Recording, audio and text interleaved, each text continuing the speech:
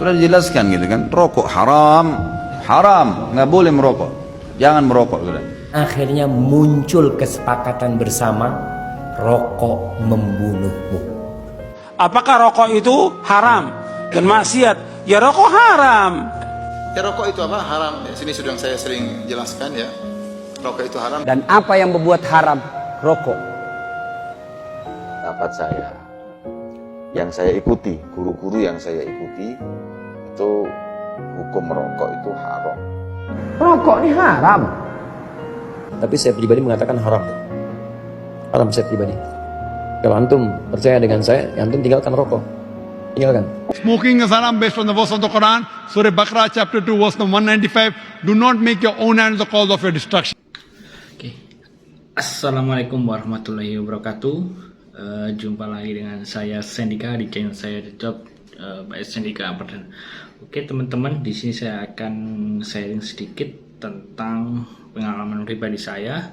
Saya akan berbagi pengalaman di mana tanpa sengaja, dan sebenarnya ini buat pelajaran yang berharga buat saya. Dari pelajaran baik itu dari segi agama dan juga dari segi kehidupan atau bisnis ya. Pengalamannya sebenarnya sederhana. Jadi begini, saya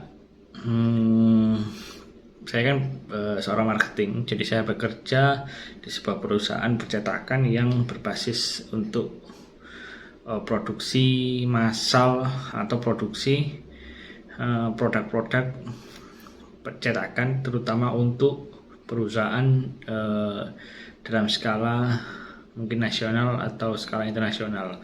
Jadi seperti beberapa perusahaan besar di Indonesia juga order ke tempat saya. Ada juga perusahaan-perusahaan UKM juga ada yang order. Jadi hampir semua lini kalangan perusahaan dari UMKM sampai perusahaan yang besar itu kita handle. Nah, dalam berbisnis atau sebagai seorang marketing, dulu saya mencoba untuk berhijrah ya, dalam arti mencoba untuk memperbaiki diri dari perusahaan yang intinya mengandung riba. Kemudian saya resign dan saya mencari pekerjaan yang tidak ada unsur riba. Nah, setelah saya mendapatkan pekerjaan ya sebagai marketing ini, kemudian saya jalani dan saya juga berprinsip bahwa saya akan bekerja lebih untuk lebih berkah ya.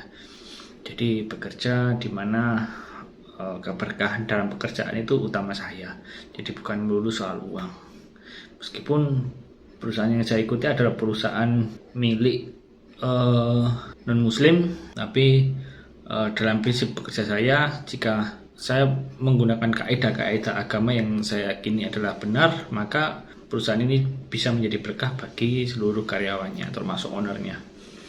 Nah, salah satu yang saya pegang prinsip saat itu adalah saya tidak mau untuk meladeni atau menerima order dari perusahaan yang minuman keras.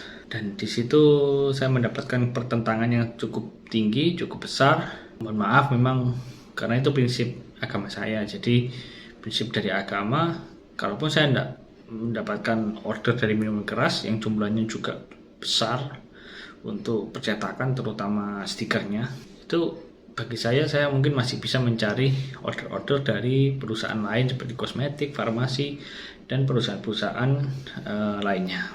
Di sisi lain, dari pihak manajemen menilai hal itu sangatlah tidak baik dari pihak manajemen. Karena apa? Kita dianggap saya tidak mau menerima order. Tapi saya jelaskan dengan secara halus. Akhirnya saat itu manajer saya ngerti dan paham tentang salah satu prinsip saya. Dan prinsip saya yang kedua adalah sebenarnya tentang rokok. Meskipun dalam hati kecil saya berprinsip bahwa rokok itu haram. Tapi saya meyakini bahwa rokok itu memang haram. Nah, hanya saja ketika ditanya, saya sendiri bukan perokok ya, tapi ketika ditanya rokok itu haram, saya mesti jawab haram. Karena itu prinsip saya mengikuti ulama-ulama yang mengharamkan rokok. Bagi saya itu prinsip saya. Nah, dalam menjalankan ini tentu percetakan juga banyak perusahaan rokok yang masuk di perusahaan saya. Dan saya istilahnya rokok kan masih ada ikhtilaf ya, masih ada istilahnya perselisihan di antara beberapa ulama, ada yang memperbolehkan, ada yang tidak. Saya sendiri juga kebetulan saat masuk ada customer saya yang berbasis rokok, sehingga saya juga tidak bisa menolak saat itu. Tapi saya berprinsip saya tidak akan mencari rokok, customer rokok, tapi jika memang ada yang minta tolong untuk dicetakkan dalam proses percetakannya, akan saya bantu. Nah, disinilah kadang dilema ya, dalam arti disinilah proses dimana kita selalu diuji. Kita selalu berdoa agar minta dicarikan customer atau diberikan jalan rezeki bukan dari perusahaan-perusahaan rokok. Saya sendiri berharap seperti itu. Nah, akhirnya seiring berjalan waktu saya sudah tidak handle customer rokok lagi. Dan tahun ini saya mendapatkan referensi customer, sebenarnya bukan rokoknya tapi lebih ke kertas rokok, packaging untuk kertas rokok. Nah, sebenarnya saya di awal saya sebenarnya ragu mengenai prinsip saya, apakah saya terus melanjutkan atau tidak. Kemudian okelah saya jalani, dalam hati kecil saya jalani, dan saya terima order itu. Saya terima order itu karena itu referensi dari teman. Jadi saya terima order itu karena itu berhubungan dengan rokok, yang dimana prinsip hati kecil saya itu rokok itu haram. Saya mencoba menjalaninya.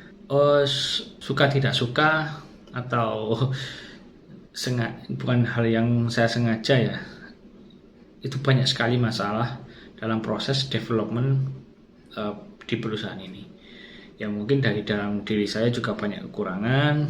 Kemudian ya memang ada miskomunikasi yang sering gitu, saya sampai bingung dan heran gitu ya. Dan akhirnya deal. Nah, singkat cerita kita deal dalam suatu development produk, dan nilainya juga lumayan ya, di atas masih ratusan juta lah. Dan nilai saat itu PO sudah diturunkan. PO pertama diturunkan masih puluhan juta, kemudian PO kedua diturunkan lagi puluhan juta lagi, ratusan juta. Nah, PO pertama sudah jalan, kemudian PO kedua ada masalah dalam hal development, sehingga mau tidak mau kita menyampaikan ke customer bahwa kita tidak bisa melaksanakan PO tersebut. Saya ambil hikmah dari kejadian ini, hingga akhirnya customer, karena kita merasa tidak mau, customer mungkin merasa sakit hati dan tidak trust kepada saya atau kepada perusahaan, akhirnya dia membatalkan PO yang pertama juga. Dari pembatalan PO-PO yang sudah masuk itu, saya merasa bahwa yang terjadi saat ini adalah jalan dari Allah, bahwa mungkin ini cara Allah untuk memberikan saya hidup yang lebih barokah, di mana prinsip saya untuk memegang customer rokok itu sebenarnya bertentangan dengan hati kecil saya. Di sini saya ambil pelajaran dari itu, dan juga saya ambil evaluasi secara kinerja saya yang mungkin dari segi pelayanan, komunikasi, kemudian dari segi keuletan, itu menjadi evaluasi saya untuk perusahaan saya. Namun dari segi spiritual, dari segi hati saya, itu mungkin ini adalah rasa syukur yang harus saya syukuri, di mana Allah menyelamatkan saya dari pekerjaan yang mungkin bisa jadi kurang barokah itu. Ya itu hanya salah satu sudut pandang saya. Saya ambil sisi positifnya. Jadi teman-teman, mungkin memang berat ya kita mendapatkan order yang nilainya tidak sedikit, kemudian di cancel, dan kita mendapatkan istilah cemoohan dari customer dan lain-lain. Yaitu adalah bagian dari pekerjaan seorang marketer. Ya, kita tidak bisa membuat semua orang bahagia, tapi setidaknya orang-orang yang sudah trust kepada kita, sebaiknya tetap kita jaga agar mereka trust kepada kita semua. Jadi itu pesan saya, mungkin apa yang saya alami ini bisa menjadi pelajaran agar kita bisa berhati-hati dalam menerima sebuah pekerjaan, dan kita juga harus berhati-hati dalam melayani pelanggan, khususnya pelanggan-pelanggan yang besar. Itu saja, mungkin kita bisa sharing lagi next. Semoga apa yang bisa saya sampaikan saat ini bisa menjadi pelajaran buat kita semua. Assalamualaikum warahmatullahi wabarakatuh.